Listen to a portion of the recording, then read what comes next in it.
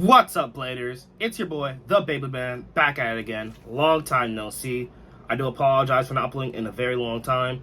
I just gotten very busy with school, studying, doing projects and homework assignments, and completing my finals. Plus, summer vacation has started, and I do plan on uploading a lot more videos soon, especially since Beyblade X, the 4th generation of Beyblade, has been officially announced. So much information has dropped, and that's what this video is going to cover.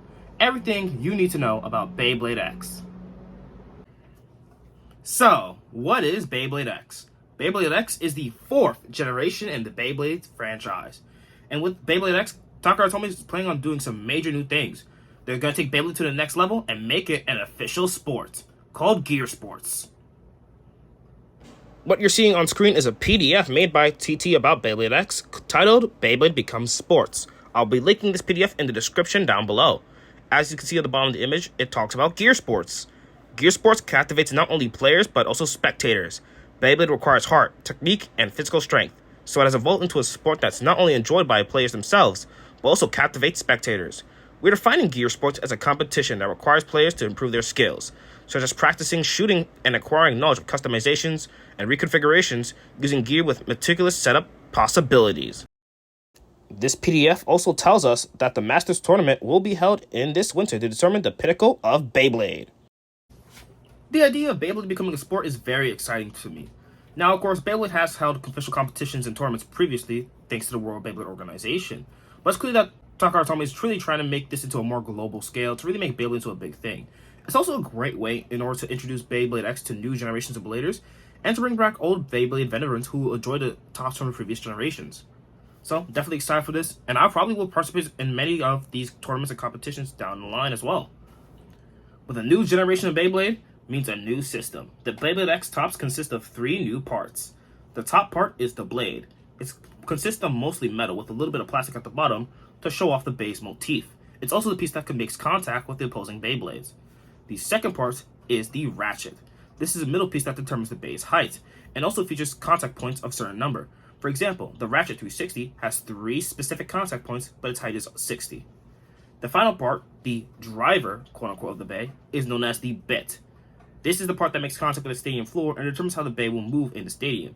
It also has a gear shift on the shaft that actually connects to the new gimmick with Beyblade X.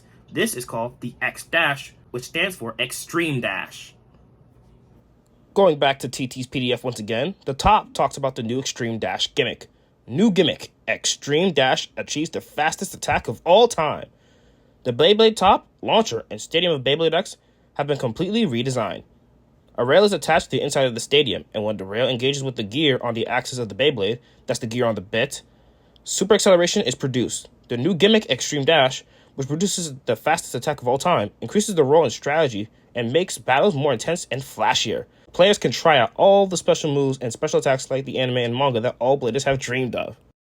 Here's an image of the new Beyblade X Stadium. It is square in shape, and the green part is the rail. The rail features teeth, which interacts with the gear on the Beyblade's bit, causing them to accelerate and perform the X-Dash. As you can see near the top of the rail, there's the divider that will cause the bay to redirect towards the center. This means the 2 bays are guaranteed to hit each other no matter where they are in the stadium to keep the match exciting.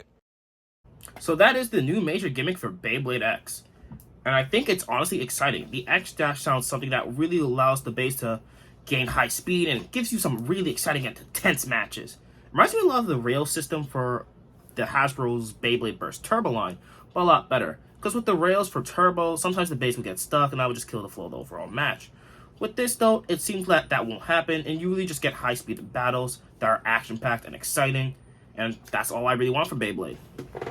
So with the new toy system, there is a new game system. To win a battle in Beyblade X, I believe you do need to get 4 points, at least judging from what we've seen on official battles from TT's videos. And there are actually 4 ways of doing that. The first way is a spin finish. This is when one bay outlasts its opposing Beyblade, and this is worth a total of 1 point. The second way is a standard KO. This is when you knock your opposing Beyblade, or the opponent's Beyblade, into the side pockets where the corners are.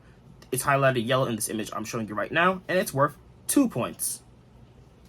The third way is a burst finish, taken from the Burst generation. This is when you cause the opposing Beyblade to explode/burst. Once again, this is worth 2 points. The third way is an extreme KO. This is when you knock your opposing Beyblade into the wide pocket in between the two side pockets where the corners are. Usually this happens by using the Extreme Dash ability. This is worth a total of 3 points. So it's been confirmed that Beyblade X will be releasing products July 15th, so your boys can be on that for those uploads and for those awesome exciting matches. So let's talk about the products and tell you what they got so far, starting with the starters. First up is BX01, Drawn Sword, 360, flat, a right spinning attack type with a dragon motif. BX02 is Hell Scythe, 460, tapered, a right spinning bounce type that's designed off the Grim Reaper. BX03 is Wizard Arrow, 480, ball, a right spinning stamina type. The final main starter is BX04, Night Shield, 380, needle, a right spinning defense type. BX07 is the Start Dash Stadium set. This includes the Beyblade X Stadium, a recolor of Drawn Sword, 360 flat, a launcher grip, and a string launcher. This is a perfect set for competitive bladers. BX05 and BX06 are only boosters. BX05 gives us a red recolor of Wizard Arrow, while BX06 gives us a blue recolor of Night Shield. BX08 gives us the 3-on-3 deck set. This includes a yellow recolor of Hell Scythe, a green recolor of Wizard Arrow, and a red recolor of Night Shield. BX9 is the Bay Battle Pass, while BX10 is the Extreme Stadium.